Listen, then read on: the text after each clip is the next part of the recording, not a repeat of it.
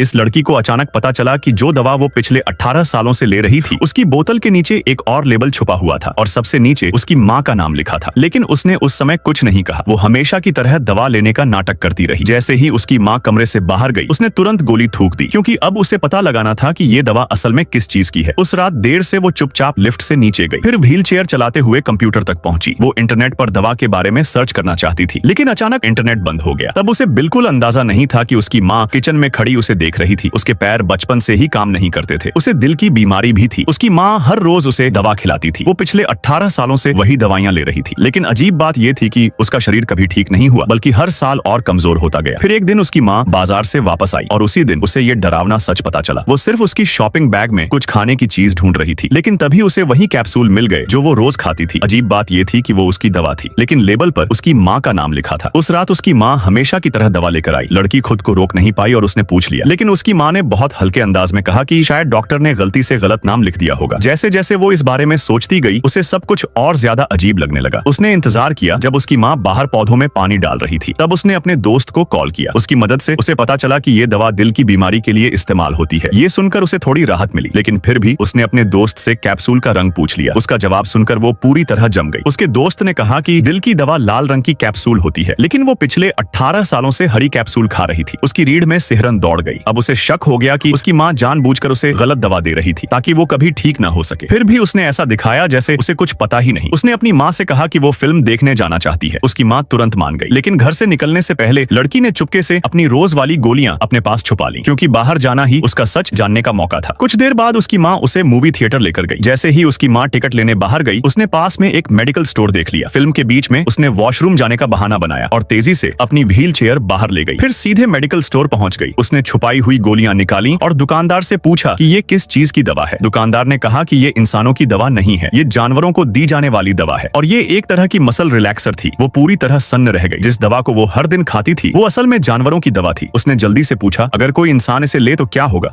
ये कैसा सवाल है? हाँ, असर बताइए। शायद पैर सुन्न हो जाएंगे तुम्हारे। ये सुनते ही उसकी दुनिया जैसे रुक गई। जिस माँ को वो हमेशा सबसे ज्यादा प्यार करने वाली समझती थी, असल में वही धीरे धीरे उसकी पूरी जिंदगी बर्बाद कर रही थी।